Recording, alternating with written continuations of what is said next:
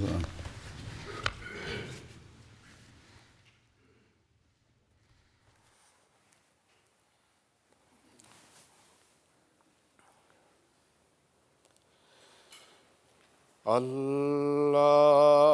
الله أكبر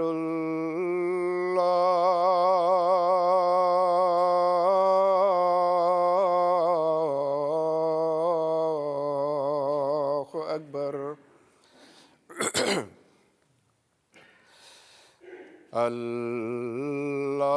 الله أكبر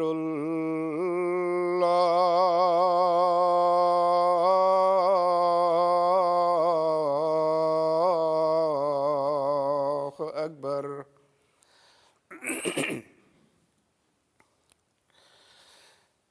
أشهد أن لا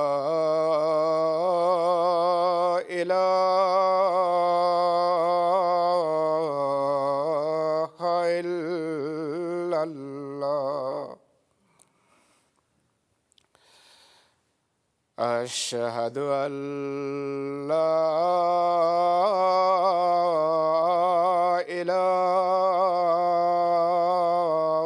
إله إلا الله أشهد أن محمدًا رسول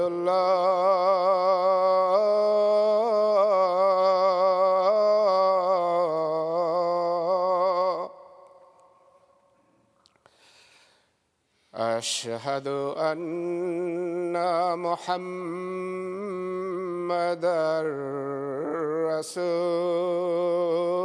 رسول الله حي على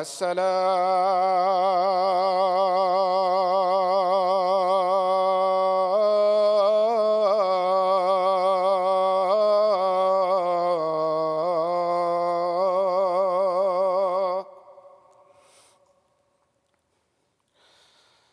حي على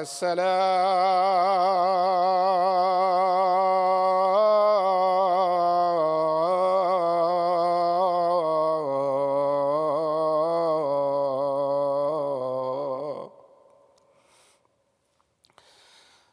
حي على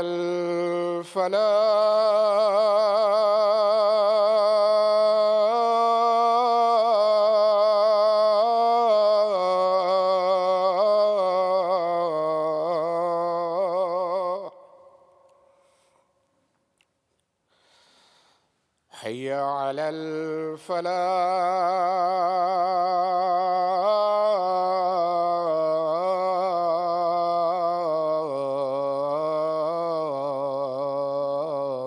الفلاح الله أكبر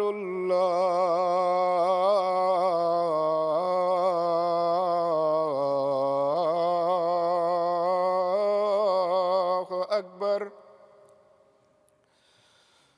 لا إله إلا الله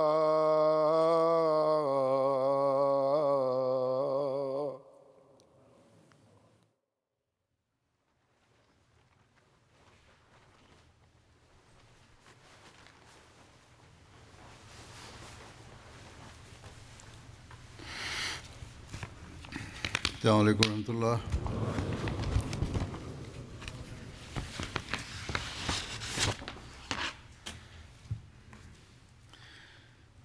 أشهد أن لا إله إلا الله وحده لا شريك له وأشهد أن محمدًا عبده ورسوله أما بعد فأعوذ بالله من الشيطان الرجيم بسم الله الرحمن الرحيم الحمد لله رب العالمين الرحمن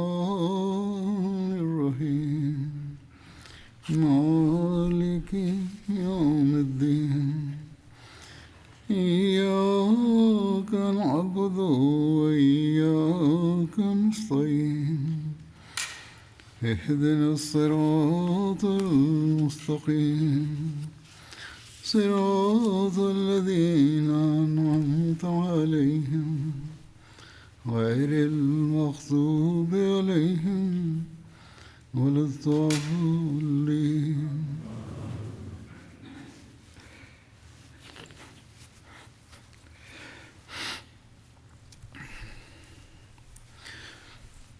جیسا کہ گزشتہ خطبے میں بیان ہوا تھا، حضرت صلی اللہ علیہ وسلم کے بھیجے ہوئے مخبروں نے واپس آ کر حضرت صلی اللہ علیہ وسلم کو ایک قافلے یا لشکر کے آنے کی اطلاع دی. جب رسول کریم صلی اللہ علیہ وسلم کو یہ اطلاع ملی کہ قریش کا لشکر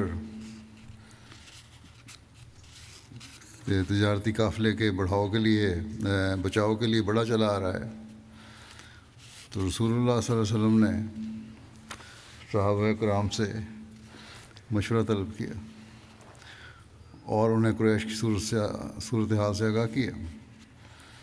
اس پر حضرت ابوبکر رضی اللہ عنہ اٹھے اور بڑی خوبصورت گفتگو کی. پھر حضرت عمر رضی اللہ عنہ اٹھے، انہوں نے بھی بڑے خوبصورت انداز میں گفتگو کی. پھر حضرت مقداد بن عمر اٹھے اور عرض کی، یا رسول اللہ تشریف لے چلیے صلی اللہ علیہ وسلم، جدھر اللہ تعالیٰ نے آپ کو حکم دیا ہم آپ کے ساتھ ہیں. بخدا ہم آپ کو وہ جواب نہ دیں گے جو جواب بنی اسرائیل نے حضرت موسیٰ کو دیا تھا کہ فَاذْهَبْ أَنْتَ وَرَبُّكَ فَقَاتِلَا إِنَّا هَاهُنَا قَاعِدُونَ. جا تو اور تیرا رب دونوں لڑو، ہم تو یہیں بیٹھے رہیں گے. بلکہ ہم یوں کہیں گے کہ آپ اور آپ کا رب تشریف لے جائیے اور جنگ کیجیے، ہم بھی آپ کے ساتھ مل کر جنگ کریں گے. اس ذات کی قسم جس نے آپ کو حق کے ساتھ مبعوث فرمایا ہے، اگر آپ ہمیں برق الغماد تک بھی لے جائیں تو ہم آپ کے ساتھ چلیں گے. برق الغماد کے بارے میں لکھا ہے کہ یہ یمن میں ہے اور مکہ مکرمہ سے 5 منزل کے مسافت پر ہے. عربوں کے نزدیک زیادہ سے زیادہ مسافت کی یہ بھی ایک تعبیر تھی. اور پھر انہوں نے کہا کہ آپ کی معیت میں دشمن کے ساتھ جنگ کرتے جائیں گے یہاں تک کہ آپ وہاں پہنچ جائیں. رسول اللہ صلی اللہ علیہ وسلم نے انہیں کلمہ خیر سے نوازا اور ان کے لیے دعا فرمائی.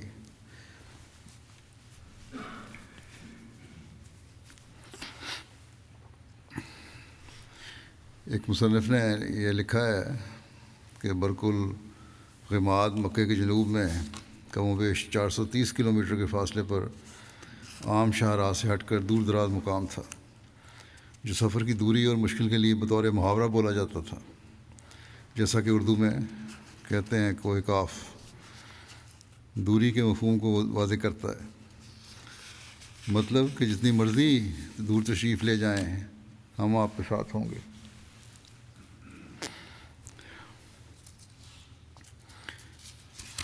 اس بارے میں ایک وضاحت بھی ہے کہ بعض سیرت نگاروں نے اس موقع پر یہ سوال اٹھایا ہے کہ حضرت مقداد نے جو آیت اس موقع پر پڑھی تھی وہ سورہ مائدہ کی آیت ہے، اور یہ صورت بہت بعد میں نازل ہونے والی صورت ہے. اس لیے اس موقع پر یہ آیت پڑھنا محل نظر ہے. لیکن پھر خود ہی یہ مفسرین مختلف جواز بھی اس کے پیش کرتے ہیں. مثلا یہ کہ انہوں نے بنی اسرائیل کی یہ بات یہودیوں سے سنی ہوگی، یا یہ کہ بعد کے کسی راوی نے یہ آیت شامل کر دی ہوگی. بہرحال یہ اعتراض اتنی اہمیت نہیں رکھتا، کیونکہ سیرت کی کتابوں میں کثرت سے یہ روایت بیان ہوئی ہے نیز بخاری کی ایک شرح فتح الباری جو ابن رجب کی شرح ہے، اس میں یہ لکھا ہے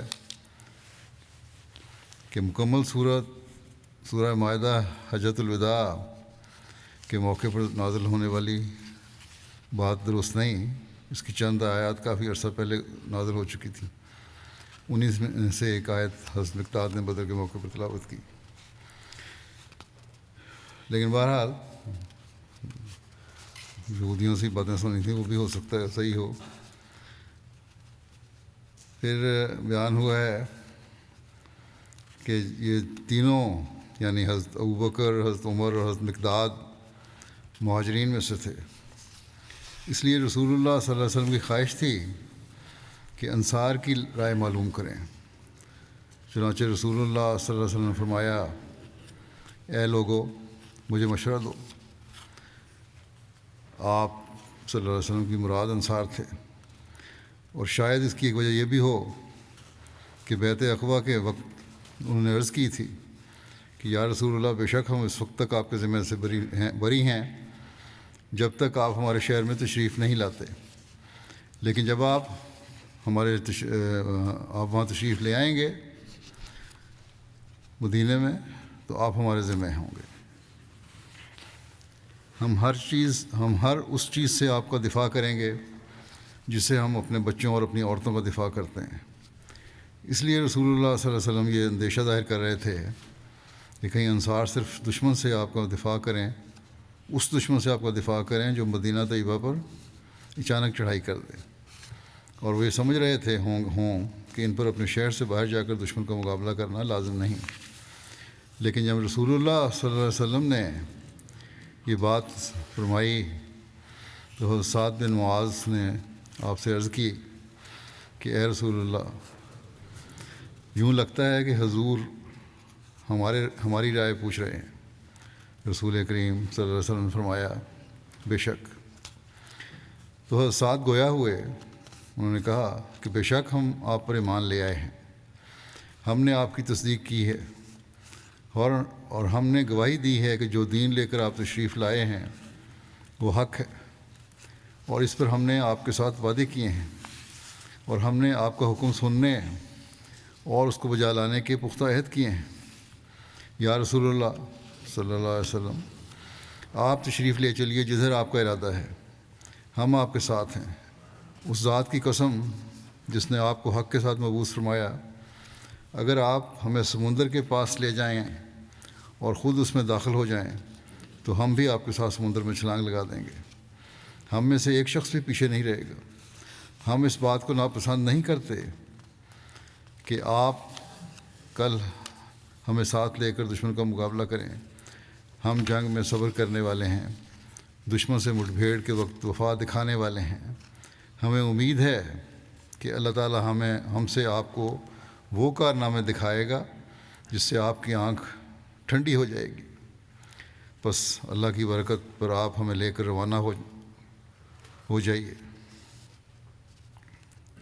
صحیح مسلم کی ایک روایت میں یہ الفاظ حضرت سعد بن عبادہ کی طرف منسوب ہوئے ہیں، لیکن اکثر روایات کے مطابق حضرت سعد بن عبادہ جنگ بدر میں شامل نہیں ہوئے تھے، اس لیے سیرت نگاروں نے اس کی یہ تطبیق کی ہے کہ ہو سکتا ہے کہ 2 مرتبہ صحابہ سے مشورہ کیا ہو۔ پہلی دفعہ مدینہ میں جب آپ کو قافلے کی خبر ملی اور مدینہ میں حضرت عبادہ نے یہ تقریر کی ہو، اور دوسری مرتبہ آپ سفر میں تھے تب مشورہ کیا ہو تو اس وقت سعد بن معاذ نے یہ گفتگو کی ہو۔ بہرحال یہ تو شرح میں مختلف شارح جو ہیں اپنے مطابق لکھتے رہے ہیں، لیکن اصل یہی ہے کہ سعد بن معاذ نے یہ کہا۔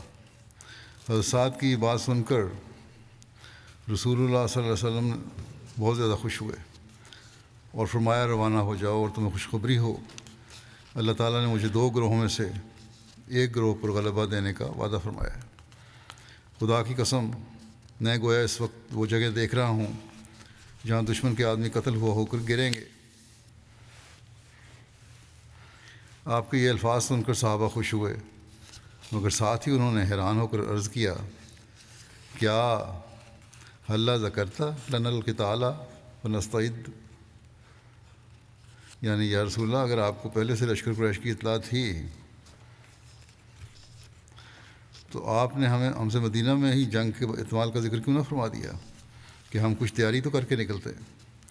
مگر باوجود اس خبر اور اس مشورے کے اور باوجود حضرت صلی اللہ علیہ وسلم کی طرف سے اس خدائی بشارت کے کہ ان دو گروہوں میں سے کسی ایک پر مسلمانوں کو ضرور فتح حاصل ہوگی، ابھی تک مسلمانوں کو معین طور پر یہ معلوم نہیں ہوا تھا کہ ان کا مقابلہ کس گروہ سے ہوگا، اور وہ ان دونوں گروہوں میں سے کسی ایک گروہ کے ساتھ مٹھ بھیڑ ہو جانے کا امکان سمجھتے تھے، اور طبعاً کمزور گروہ یعنی قافلے کے مقابلے کی زیادہ خواہش مند تھے.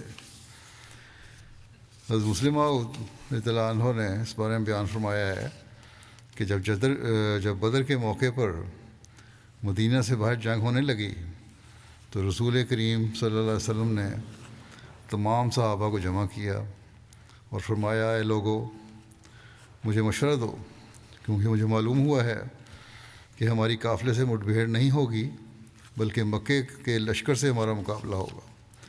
اس پر یکے بعد دیگرے مہاجرین کھڑے ہوئے اور انہوں نے کہا، یا رسول اللہ آپ بے شک جنگ کیجیے، ہم آپ کے ساتھ ہیں. مگر ہر دفعہ جب اپنے خیالات کا اظہار کرنے کے بعد کوئی مہاجر بیٹھ جاتا تو آپ فرماتے، اے لوگو مجھے مشورہ دو. آپ کے ذہن میں یہ بات تھی کہ مہاجرین تو مشورہ دے ہی رہے ہیں. اصل سوال انصار کا ہے، اور انصار اس لیے چپ تھے کہ لڑنے والے مکے کے لوگ تھے. وہ سمجھتے تھے کہ اگر ہم نے یہ کہا کہ ہم مکے والوں سے لڑنے کے لیے تیار ہیں تو شاید ہماری یہ بات مہاجرین کو بری لگے اور وہ یہ سمجھیں کہ یہ لوگ ہمارے بھائی بندوں کا گلا کاٹنے کے لیے آگے بڑھ کر باتیں کر رہے ہیں. مگر جب رسول کریم صلی اللہ علیہ وسلم نے بار بار فرمایا کہ اے لوگوں مجھے مشورہ دو، تو ایک انصاری کھڑے ہوئے اور انہوں نے کہا، یا رسول اللہ مشورہ تو آپ کو مل رہا ہے. ایک کے بعد دوسرا مہاجر اٹھتا ہے اور وہ کہتا ہے، یا رسول اللہ لڑیے، مگر آپ بار بار یہی فرما رہے ہیں کہ اے لوگوں مجھے مشورہ دو. اس سے میں سمجھتا ہوں کہ آپ کی مراد غالباً ہم انصار سے ہے. رسول کریم صلی اللہ علیہ وسلم نے فرمایا، ٹھیک ہے، یہی مطلب ہے میرا. تو اس نے کہا، یا رسول اللہ ہم تو اس لیے چپ تھے کہ ہم ڈرتے تھے کہ ہمارے مہاجر بھائیوں کا دل نہ دکھے. اگر ہم نے کہا ہم لڑنے کے لیے تیار ہیں تو ان کے دلوں میں یہ خیال پیدا ہوگا کہ یہ ہمارے بھائیوں اور رشتہ داروں کو مارنے کا مشورہ دے رہے ہیں. پھر اس نے کہا، یا رسول اللہ شاید آپ کا اشارہ اس بیعت عقبہ کی طرف سے ہے جس میں ہم نے یہ اقرار کیا تھا کہ اگر مدینے پر کوئی دشمن حملہ آور ہوا تو ہم آپ کا ساتھ دیں گے، لیکن اگر مدینے سے باہر جا کر لڑنا پڑا تو ہم پر کوئی پابندی نہیں ہوگی. رسول کریم صلی اللہ علیہ وسلم فرمایا، ہاں یہی بات.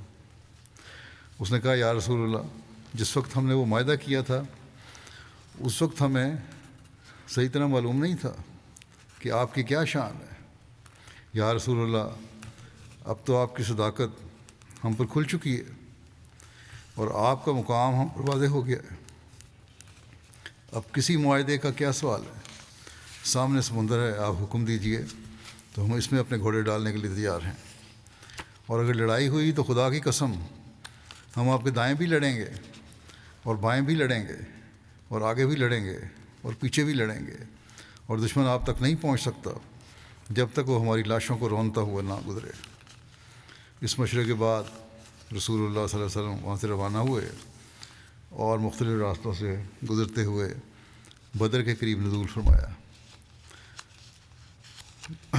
بدر کی تفصیل تو پہلے بھی بیان ہو چکی ہے، لیکن بیان کر دیتا ہوں کہ مدینہ کے جنوب مغرب میں 150 کلومیٹر کے فاصلے پر واقع ہے. یہ ایک بیضوی شکل کا 5.5 میل لمبا اور 4 میل چوڑا وسیع ریگستانی میدان ہے جس کے ارد گرد اونچے پہاڑ ہیں. اس میں کئی کنویں اور باغات بھی تھے جہاں قافلہ عموماً پڑاؤ ڈالتے تھے. بدر کے میدان کے قریب نزول کرنے کے کچھ دیر بعد آپ اور حضرت ابوبکر سوار ہو کر نکلے، یہاں تک کہ ایک عربی بوڑھے کے پاس جا کر رک گئے اور اس سے قریش اور محمد صلی اللہ علیہ وسلم اور ان کے ساتھیوں کے متعلق دریافت کیا، یہ بتائے بغیر کہ آپ کون ہیں. بوڑھا کہنے لگا میں تمہیں تب بتاؤں گا جب تمہیں مجھے یہ بتاؤ کہ تم کس قبیلے سے ہو۔ رسول اللہ صلی اللہ علیہ وسلم نے فرمایا جب تم ہمیں بتاؤ گے تو ہم بھی تمہیں اپنے متعلق آگاہ کر دیں گے، اپنے بارے میں بتا دیں گے۔ وہ کہنے لگا کہ کیا عدلے کا بدلہ؟ رسول اللہ صلی اللہ علیہ وسلم نے فرمایا ہاں۔ بوڑھے نے کہا مجھے معلوم ہوا ہے کہ محمد صلی اللہ علیہ وسلم اور آپ کے صحابہ فلاں فلاں دن روانہ ہو چکے ہیں، اگر مجھے بتانے والے نے سچ کہا تو وہ آج فلاں مقام پر ہوں گے۔ اس نے اس جگہ کا نام لیا جہاں رسول اللہ صلی اللہ علیہ وسلم پہنچے تھے۔ پھر کہنے لگا مجھے یہ بھی پتہ چلا ہے کہ قریش فلاں دن روانہ ہوئے ہیں، اگر مجھے بتانے والے نے سچ کہا ہے تو وہ آج فلاں مقام پر ہوں گے۔ اس نے اس جگہ کا نام لیا جہاں قریش پہنچے تھے۔ دونوں باتیں نے صحیح بتائیں۔ جب وہ اپنی اطلاع سے فارغ ہوا تو اس نے کہا تم کس سے ہو؟ رسول اللہ صلی اللہ علیہ وسلم نے فرمایا ہم پانی سے ہیں۔ پھر آپ صلی اللہ علیہ وسلم اس کے پاس سے پلٹ آئے۔ وہ کہنے لگا کہ پانی سے ہیں کیا مطلب؟ کیا عراق کے پانی سے ہیں؟ آپ کا یہ جواب بڑا زبانی لگتا ہے، اس پر بھی مورخین نے بحث کی ہے۔ ہمارے حوالہ نکالنے والوں نے مختلف مورخین کے اس بارے میں وضاحتیں بھی پیش کی ہیں، خلاصہ دے دیتا ہوں۔ مورخین نے سوال اٹھایا کہ بظاہر لگتا ہے کہ نبی کریم صلی اللہ علیہ وسلم نے حسب وعدہ درست جواب نہیں دیا۔ اس کا جواب مصنفین دیتے ہیں کہ نبی کریم صلی اللہ علیہ وسلم نے اس کو غلط جواب نہیں دیا، ہاں آپ نے اس کو جواب اس دھومانی انداز میں دیا ہے کہ جھوٹ بھی نہیں اور اس خطرناک جنگی صورتحال میں معین جگہ کا بھی نہیں پتہ دیا، کیونکہ آپ صلی اللہ علیہ وسلم نے جو یہ فرمایا تھا کہ ہم پانی سے ہیں تو اس سے مراد وہ قرآن ارشاد تھا کہ ہم نے ہر زندہ چیز کو پانی سے بنایا ہے۔ یہ ایک سیرت نگار نے لکھا ہے، ابو بکر جابر الجزائری ہیں۔ ایک کہتے ہیں کہ عرب کا طریقہ تھا کہ جہاں لوگ رہتے تھے وہاں کا پتہ پانی یعنی چشمہ وغیرہ کے نام لے کر بتایا کرتے تھے کہ ہم فلاں پانی یا فلاں علاقے کے پانی سے تعلق رکھتے ہیں۔ اس میں بھی علامہ برہان حلبی ہیں، انہوں نے یہ لکھا ہے۔ ایک توجہ یہ بھی ہو سکتی ہے کہ آپ صلی اللہ علیہ وسلم نے بدر کے اسی پانی یعنی چشمے کا ہی بتایا ہو جس کے قریب آپ کا قیام تھا، جیسا کہ اس بوڑھے نے بتایا تھا، لیکن اشارہ اس رنگ میں فرمایا ہو کہ وہ بوڑھا عراق کی سمت سمجھا ہو اور بدر کا وہ چشمہ اور عراق کی سمت ایک ہی طرف ہو۔ بہرحال اللہ بہتر جانتا ہے۔ پھر رسول اللہ صلی اللہ علیہ وسلم صحابہ کرام کے پاس واپس تشریف لائے۔ جب شام ہوئی تو رسول اللہ صلی اللہ علیہ وسلم نے حضرت علی، حضرت زبیر بن عوام اور سعد بن ابی وقاص کو چند دیگر صحابہ کے ہمراہ بدر کے چشمے کی طرف روانہ فرمایا تاکہ وہ آپ کے لیے وہاں کی خبروں کی جستجو کریں۔ انہیں قریش کے لیے پانی لے جانے والے 2 غلام ملے جنہیں صحابہ کرام پکڑ کر لے آئے اور ان سے سوالات کیے، جبکہ رسول اللہ صلی اللہ علیہ وسلم کھڑے نماز ادا کر رہے تھے۔ ان دونوں نے بتایا کہ ہم قریش کے لیے پانی لے جانے والے ہیں، انہوں نے ہمیں پانی لانے کے لیے بھیجا ہے۔ صحابہ نے ان کی بات نہ مانی اور خیال کیا کہ شاید وہ ابو سفیان کے ملازم ہیں، اس لیے صحابہ نے انہیں زد و کوب کیا، اور جب انہیں بہت تنگ کیا تو انہوں نے کہہ دیا کہ ہم ابو سفیان کے ملازم ہیں۔ اس پر صحابہ کرام نے انہیں چھوڑ دیا۔ رسول اللہ صلی اللہ علیہ وسلم نے جب سلام پھیرا تو فرمایا جب ان دونوں نے تم سے سچ کہا تو تم نے انہیں مارا، اور جب انہوں نے جھوٹ بولا تو تم نے انہیں چھوڑ دیا، بخدا انہوں نے سچ کہا ہے، بے شک وہ قریش کے غلام ہیں۔ پھر ان دونوں کی طرف متوجہ ہو کر فرمایا آپ نے کہ مجھے قریش کے متعلق آگاہ کرو۔ ان دونوں نے بتایا بخدا وہ اس ٹیلے کے پیچھے وادی کے دوسرے کنارے پر ڈیرا ڈالے ہوئے ہیں۔ پھر رسول اللہ صلی اللہ علیہ وسلم نے ان سے پوچھا وہ لوگ کتنے ہیں؟ انہوں نے جواب دیا بہت سے ہیں۔ پوچھا گیا ان کی تعداد کیا ہے؟ کہنے لگا کہ ہمیں معلوم نہیں۔ آپ صلی اللہ علیہ وسلم نے پوچھا کہ وہ روزانہ کتنے اونٹ ذبح کرتے ہیں کھانے کے لیے؟ انہوں نے جواب دیا کسی دن 9 اور کسی دن 10۔ رسول اللہ صلی اللہ علیہ وسلم نے اس پر فرمایا کہ وہ لوگ 900 اور 1000 کے درمیان ہیں۔ اونٹوں کے کھانے سے اپنے اندازہ لگایا۔ پھر آپ صلی اللہ علیہ وسلم نے ان سے دریافت فرمایا کہ ان میں قریش کے سرکردہ لوگوں میں سے کون کون ہیں؟ انہوں نے قریش کے کئی سرداروں کے نام بتائے، جن میں ابو جہل، عتبہ، شیبہ، حکیم بن حزام، امیہ بن خلف وغیرہ شامل تھے۔ پھر رسول اللہ صلی اللہ علیہ وسلم لوگوں کی طرف متوجہ ہوئے اور فرمایا، ھذا مکہ تو قد القت الیکم افلا ذکبیدھا، کہ مکہ نے اپنے جگر کے ٹکڑے تمہارے آگے نکال کر ڈال دیے ہیں۔ مرزا بشیر صاحب نے بھی اس پہ نوٹ لکھا ہے کہ حضرت صلی اللہ علیہ وسلم نے صحابہ سے مخاطب ہو کر فرمایا، ھذا مکہ تو قد القت الیکم افلا ذکبیدھا، یعنی لو مکہ نے تمہارے سامنے اپنے جگر گوشے نکال کر ڈال دیے ہیں۔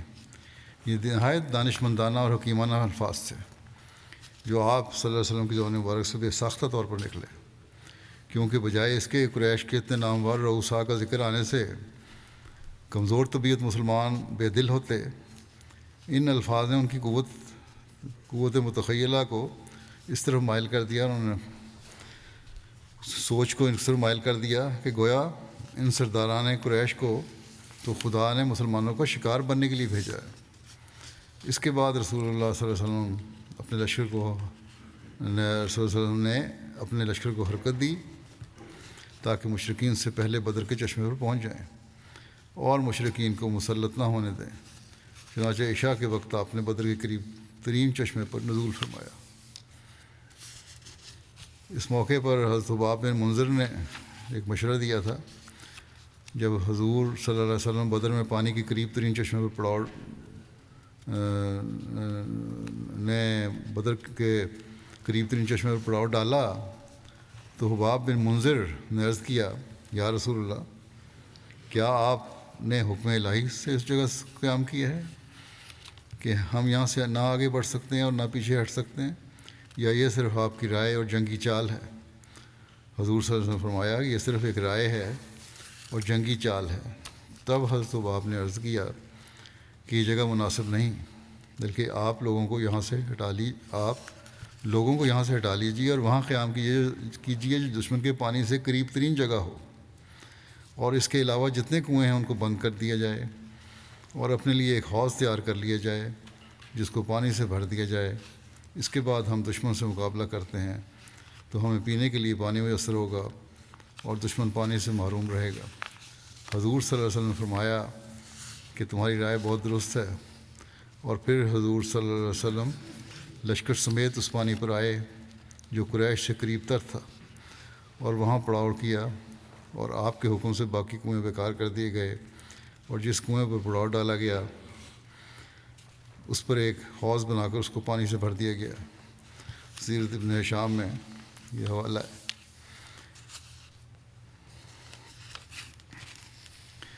جگہ کے انتخاب کے بعد حضور صلی اللہ علیہ وسلم کے قیام کے لیے جگہ کی تیاری کا مرحلہ تھا۔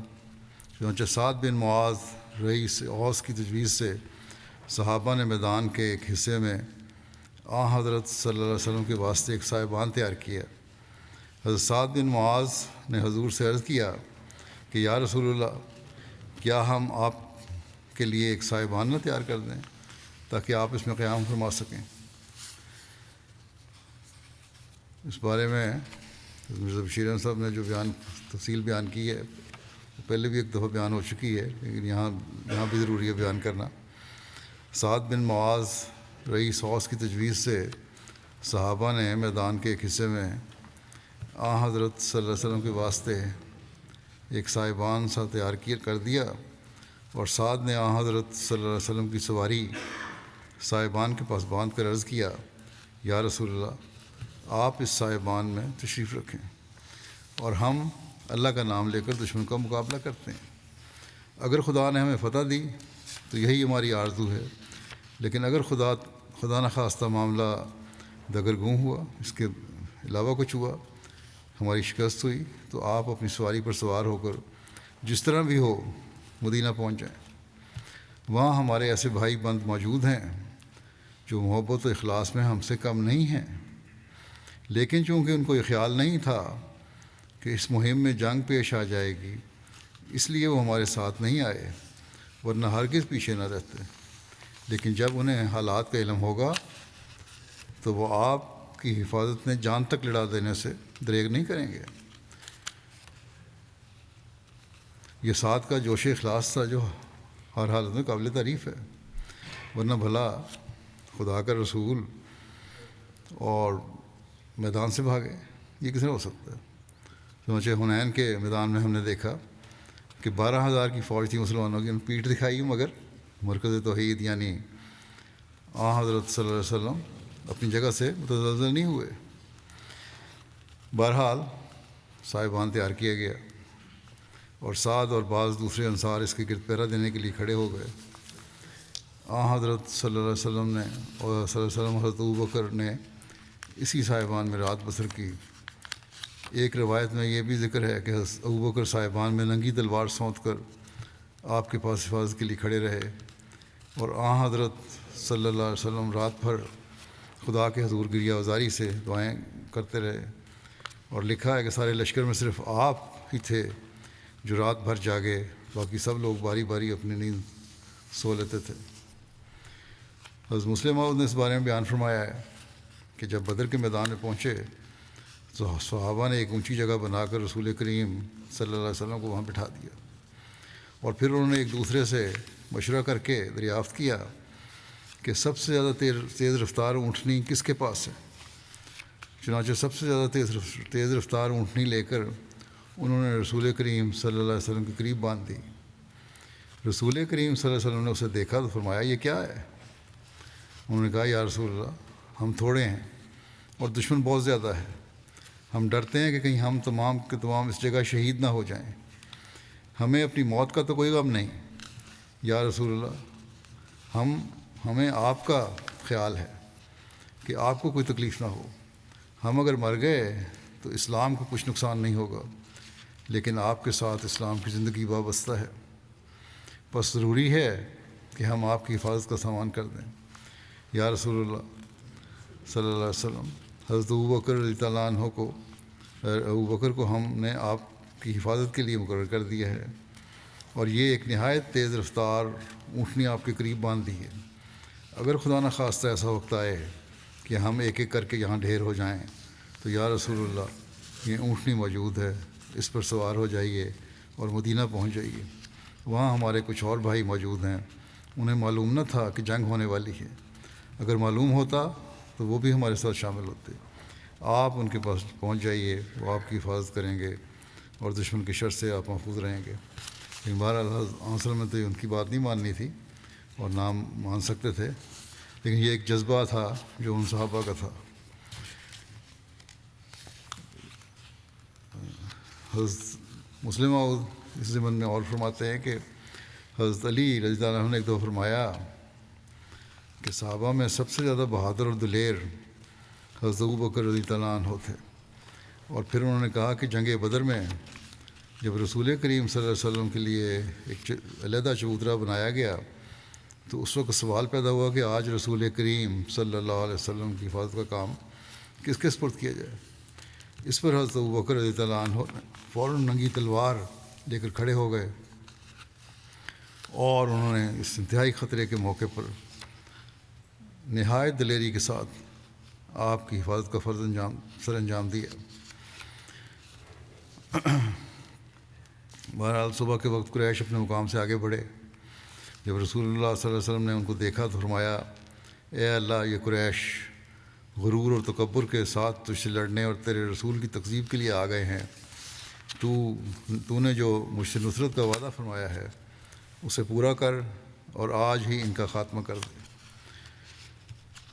مشرکین میں حضور صلی اللہ علیہ وسلم نے عتبہ بن ربیعہ کو ایک سرخ اونٹ پر سوار دیکھا۔ آپ صلی اللہ علیہ وسلم نے فرمایا اگر ان میں سے کسی کے پاس بھلائی ہے تو وہ اس سرخ اونٹ والے کے پاس ہے، اگر وہ اس کا کہا مانیں گے تو راہ راست پر آ جائیں گے۔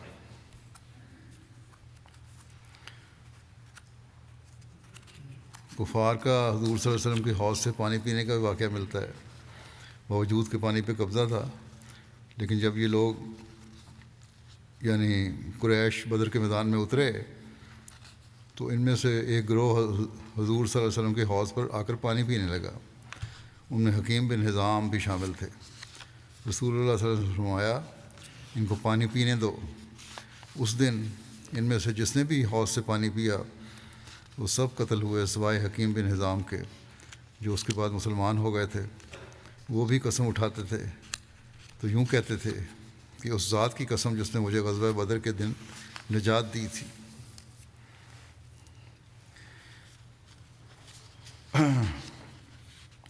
جنگ کے لیے صفیں درست کرنے کے بارے میں لکھا ہے کہ صبح کے وقت قریش کے آنے سے قبل آپ صلی اللہ علیہ وسلم نے صحابہ کرام کی صف بندی فرمائی.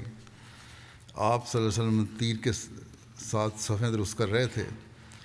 آپ اس کے ساتھ اشارہ کر رہے تھے کہ آگے ہو جاؤ پیچھے ہو جاؤ حتیٰ کہ وہ سیدھے ہو گئے. آپ صلی اللہ علیہ وسلم حضرت مصعب بن عمیر کو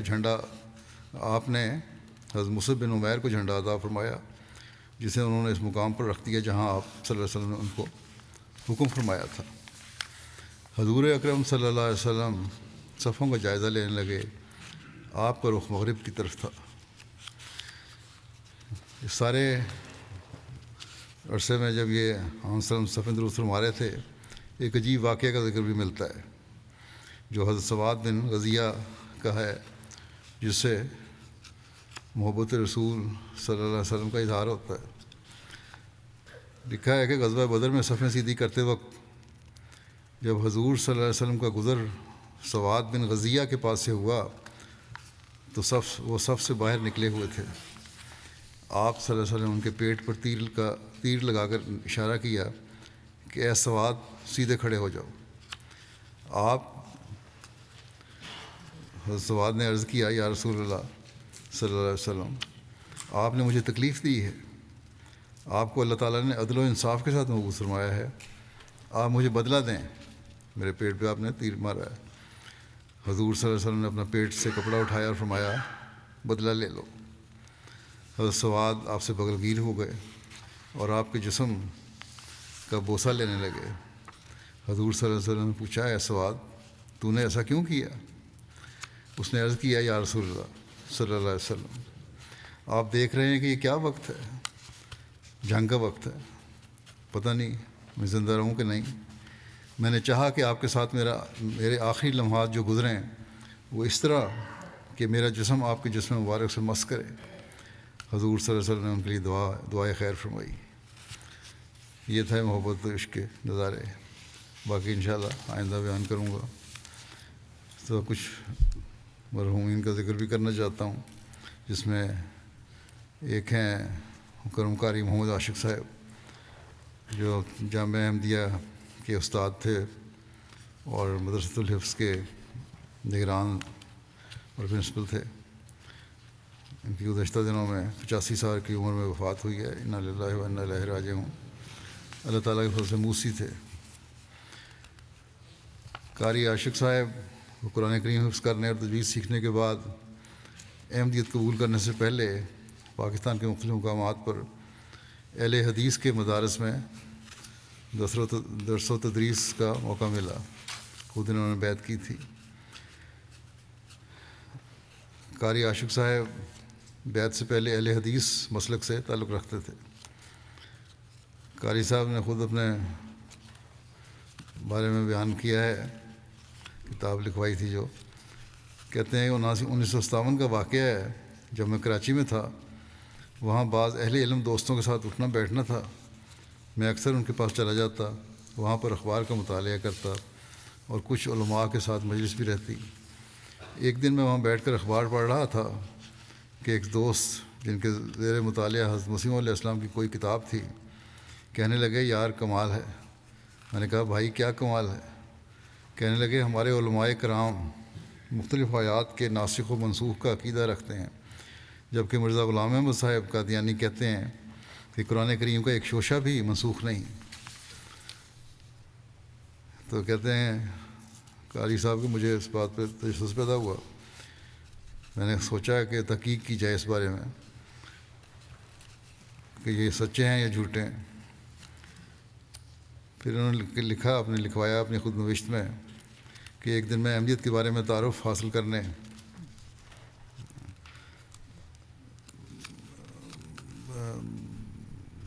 احمدیہ ہال کراچی میں نماز کے بعد گیا.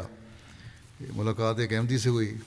میں نے ان سے کہا کہ اختلافی مسائل کے بارے میں کچھ معلومات چاہتا ہوں, اس بارے میں میری مدد اور رہنمائی کی جائے.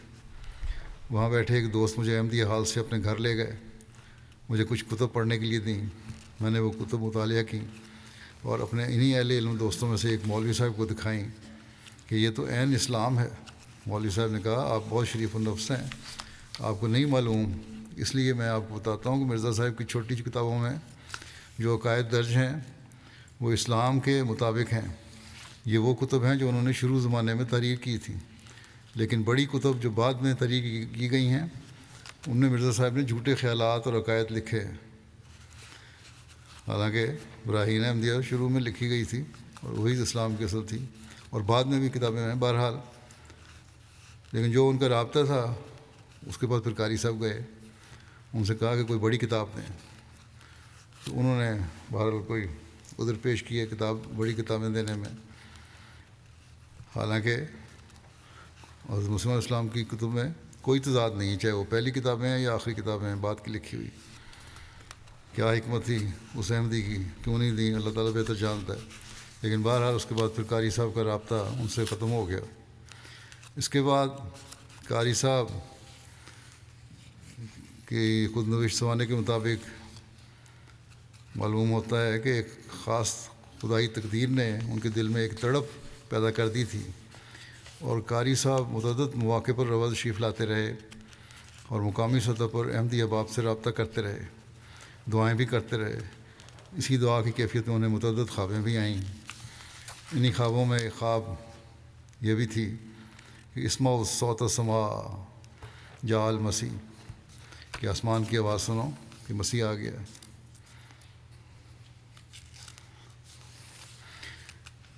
کہتے ہیں قاری صاحب اس وقت تو ان الفاظ سے میرا دھیان احمدیت کی طرف نہیں گیا, لیکن احمدی ہونے کے بعد یہ یاد آیا کہ وہ خواب پورے ہوئے ہیں جو مختلف خوابیں دیکھی تھیں, اور ان میں سے ایک یہ بھی تھی.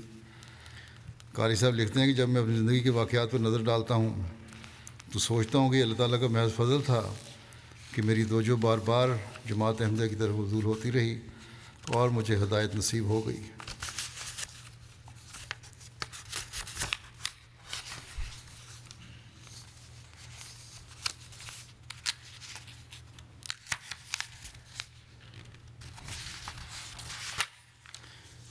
پھر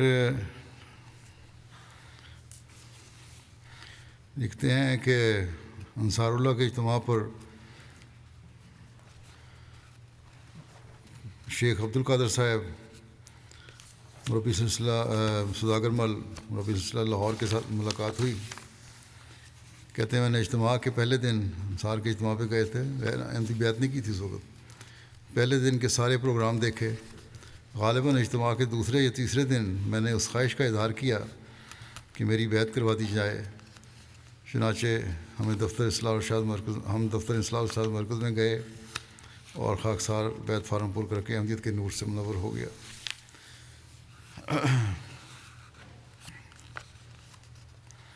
احمدیت قبول کرنے کے بعد آپ کو ابتلاؤں سے بھی گزرنا پڑا. دوسری طرف ان کے غیر از جماعت شاگردوں اور رہنماؤں کی طرف سے مختلف طریق سے واپس لانے کی کوشش بھی کی گئی, لالچ بھی دیے گئے, سختیاں بھی کی گئیں. کہتے ہیں قاری صاحب کے احمدیت قبول کرنے کے بعد کئی مشکلات میری راہ میں آئیں, لیکن مجھے اللہ تعالیٰ نے ثابت قدم رکھا اور اس کے بتائے ہوئے راستے پر چلتا گیا. اللہ تعالیٰ کی رہنمائی موجود تھی, اس لیے مجھے کوئی بھی دنیاوی لالچ راہ حق سے ہٹا نہ سکی. مجھے جماعت احمدیہ سے متنفر کرنے اور واپس جماعت اہل حدیث میں لے جانے کی بہت کوشش کی گئی, لیکن اللہ کے فضل سے جو ایمان کا رنگ مجھ پر چڑھا اس کی وجہ سے بڑی کوششوں کے باوجود بھی وہ مجھے واپس لے جانے میں ناکام ہو گئے. ان کی شادی ایک بیوہ سے ہوئی تھی جن کے پہلے 3 بچے تھے. ان کی ایک بیٹی سے پیدا ہوئی. جماعتی خدمات کے بارے میں لکھا ہے, کہتے ہیں کہ صوفی خدا بخش زیروی صاحب ایک دن مسجد میں مجھے ملے اور مجھے کہا کہ حضرت مرزا طاہر احمد صاحب جو وقفی دید کے انچارج تھے اس وقت, ان کا پیغام یہ ہے کہ آپ کو ان کے پاس لے کے آؤں. روا بیعت کر چکے تھے. کہتے ہیں جب میں ان کی خدمت میں حاضر ہوا تو میاں صاحب نے پہلے آپ کی تلاوت سنی اور پھر وقف عید کے معلمین کو قرآن کریم تجوید کے ساتھ پڑھانے کے لیے ڈیوٹی تفویض فرمائی اور وقف عید میں ہی رہائش کا بھی انتظام کر دیا. یہ 1964 کی بات ہے. کہتے ہیں وقف عید میں باقاعدہ بطور معلم قاری صاحب کا تقرر 1 جنوری 1965 میں ہوا. اسی دوران جامعہ احمدیہ کے درجہ شاید کے طلباء آپ سے قرآن کریم پڑھنے کے لیے دفتر وقف عید آتے اور بعد میں محترم میر داؤد احمد صاحب جو پرنسپل تھے جامعہ احمدیہ کے اس وقت، ان کے کہنے پر جامعہ احمدیہ میں جا کر پڑھانے لگے قاری صاحب. اس کے ساتھ ساتھ جامعہ نصرت کالج میں بھی جماعت کا کالج تھا تو پردہ کی پابندی کے ساتھ لڑکیوں کو بھی قرآن شریف پڑھاتے تھے. جنوری 1969 میں حافظ کلاس روا کے انچارج حافظ شفیق صاحب کا انتقال ہوا تو پرنسپل جامعہ میر داؤد احمد صاحب نے حافظ صاحب کو کہا کہ کلاس میں آ جایا کریں، یہ کلاس آپ لیا کریں. ان دنوں میں یہ کلاس مسجد مبارک میں ہوا کرتی تھی. مجھے بھی یاد ہے مسجد میں بیٹھے لڑکے حفظ کر رہے ہوتے تھے. اس خلیفہ مسیح ثالث نے پھر حافظ کلاس میں قاری صاحب کی کو بھی تقرر فرمایا، اس کی منظوری دی اور ساتھ یہ لکھا کہ وقف عید میں بھی پڑھائیں گے اور حافظ کلاس کو بھی پڑھائیں گے. چنانچہ 11 جون 1971 کو باقاعدہ تقرر حافظ کلاس میں ہوا. 1998 میں ان کی ریٹائرمنٹ ہوگی، لیکن اس کے باوجود بھی انہوں نے 2019 تک مدرسۃ الحفظ اور مدرسۃ الظفر میں قرآن کریم پڑھانے کا کام جاری رکھا. جلسہ سالانہ 1964 کے بابرکت موقع پر آپ کو پہلی دفعہ تلاوت کی توفیق ملی، سعادت ملی. کہتے ہیں اپنا واقعہ لکھتے ہیں قاری صاحب کہ فروری 1965 میں حضرت خلیفۃ مسیح ثانی سے شرف ملاقات کی سعادت حاصل ہوئی. تاریخی ملاقات کا حوال اس طرح بتایا کرتے تھے کہ جب میں نے شرف مصافحہ حاصل کیا تو وہ لمحہ میرے لیے اپنی زندگی بدلنے کا موجب بنا. پرائیویٹ سیکرٹری صاحب نے حضور کی خدمت میں میرا تعارف کروایا کہ قاری محمد عاشق صاحب ہیں جو 9 مبائع ہیں. جب وہ میرا تعارف کروا رہے تھے تو حضور عذرائے شفقت نظر بھر کر مجھے دیکھتے رہے اور میں بھی حضور کا بابرکت ہاتھ تھامے آپ کی زیارت سے مشرف ہوتا رہا. رمضان المبارک میں آپ کی مسجد مبارک میں 15 سال تک نماز تراویح پڑھانے کی ڈیوٹی لگتی رہی. مولانا عبدالمالک خان صاحب ناظر اصلاح ارشاد مرکزیہ نے ایک دفعہ آپ کو کہا تھا کہ مسجد مبارک میں نماز تہجد اور نماز تراویح کی پڑھانے کی آپ کی ڈیوٹی بار بار اس لیے لگائی جاتی ہے کہ حضرت خلیفۃ المسیح ثالث رحمۃ اللہ تعالیٰ کو آپ کی تلاوت بہت پسند ہے. ان کے شاگرد بھی بے شمار ہیں اور اب دنیا میں پھیلے ہوئے ہیں مختلف جگہوں پر. ان کے خطوط بھی مجھے آئے ان کے بارے میں جنہوں نے ان کی خوبیوں سے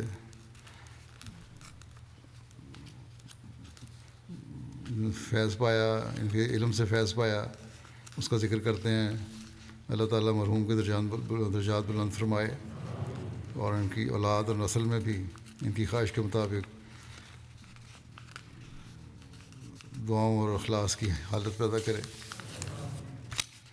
دوسرا ذکر ہے مکرم نور الدین الحسنی صاحب جو شام کے احمدی تھے، بہت پرانے، آج کل سعودی عرب میں تھے. کئی سال سے احمدی ہونے کی وجہ سے سعودی عرب کی ایک جیل میں قید تھے.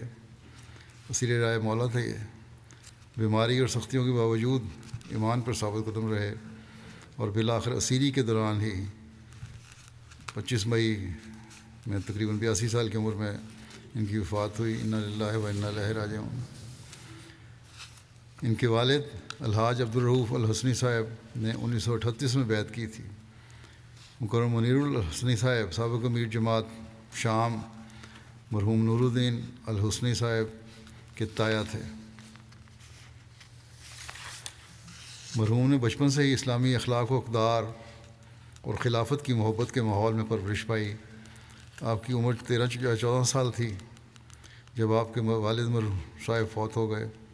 مرحوم اکثر مکرم منیر الحسنی صاحب کی صحبت میں رہتے تھے اور ان سے انہوں نے جماعت کے بارے میں بہت کچھ سیکھا۔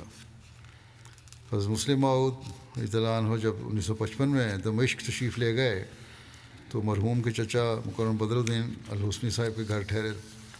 ان دنوں میں مرحوم کو ایک بار حضرت مسلم موعود رضی اللہ عنہ کے سامنے تلاوت کرنے کا شرف بھی حاصل ہوا۔ آپ کثرت سے روزے رکھا کرتے تھے، سوموار اور جمعرات کو بطور خاص روزہ رکھا کرتے تھے۔ تلاوت قرآن کریم کا بہت شوق تھا، تہجد کی نماز کبھی نہیں چھوڑی۔ زندگی کے آخری روز تک جیل میں بھی اپنے ایمان پر قائم رہے اور جماعت کے ساتھ ثابت قدم رہے۔ اس بات پر ایمان تھا کہ اللہ تعالیٰ کی نصرت قریب ہے۔ یہ بات جیل میں ان کے ساتھ ملنے والے ہر شخص کو بتایا کرتے تھے۔ پسماندگان میں ان کی بیوہ ہیں جو احمدی نہیں ہیں لیکن ان سے وفا کا تعلق رکھا ہے انہوں نے اپنے خامد سے۔ ان کی جیل کے عرصے میں بہت قربانی کی ان خاتون نے۔ اولاد میں 3 بیٹے عبدالرؤف الحسنی صاحب اور محمد معاذ الحسنی اور فواز الحسنی کے علاوہ ایک بیٹی زینب الحسنی ہیں۔ پوتے پیتی ہیں، پوتے پوتیاں بھی ہیں، سب اللہ کے فضل سے مخلص احمدی ہیں۔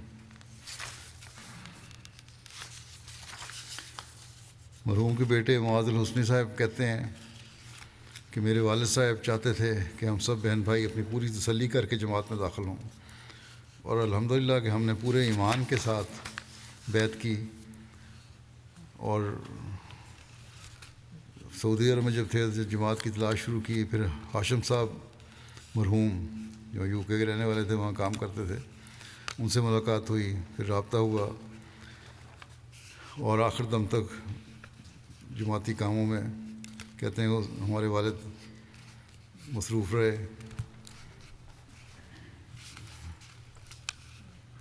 بہت مہربان اور کھلے دل کے مالک تھے، دوسروں کی امداد کرنا آپ کو بہت اچھا لگتا تھا۔ پھر انہوں نے لکھا ہے کہ 2019 میں ان کو بلا کر قید کر لیا گیا۔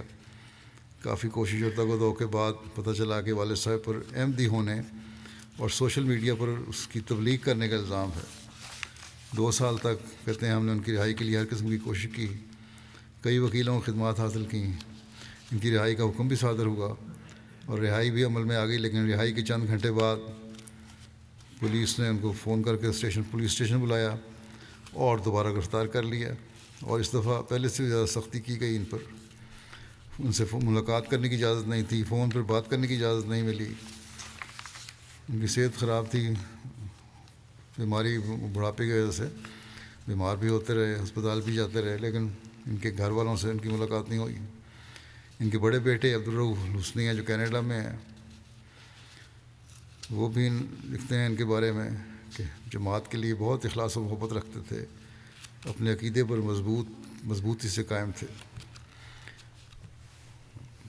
اور وہی عبادت اور اخلاص کا خاص ذکر کیا۔ پھر انہوں نے ذرا تفصیل لکھی ہے کہ 2016 میں جب قید کیے گئے تو آپ نے روزہ رکھا ہوا تھا اور روزہ کھولنا پسند نہیں کیا، باوجود اس کے کہ آپ جانتے تھے کہ آپ کو مشقت برداشت کرنی پڑے گی قید میں۔ جب افسر نے پانی پیش کیا تو آپ نے کہا کہ میرا روزہ ہے۔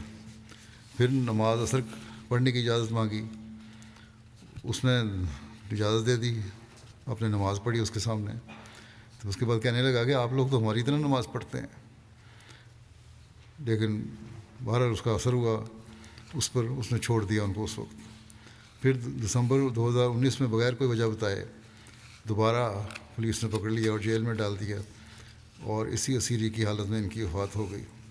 اللہ تعالیٰ ان سے مغفرت و رحم کا سلوک فرمائے، درجات بلند فرمائے، ان کی اولاد کو بھی ان کی نیکیاں اور خصوصیات اپنانے کی توفیق عطا فرمائے۔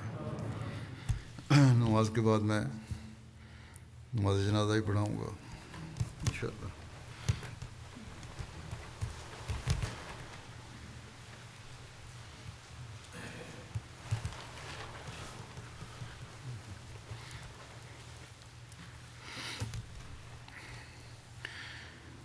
الحمد للہ الحمد لله نحمده ونستعينه ونستغفره ونؤمن به ونتوكل عليه ونعوذ بالله من شرور أنفسنا ومن سيئات أعمالنا من يهده الله فلا مضل له ومن يضلله فلا هادي له ونشهد أن لا إله إلا الله ونشهد أن محمدا عبده ورسوله عباد الله رحمكم الله إن الله يأمر بالعدل والإحسان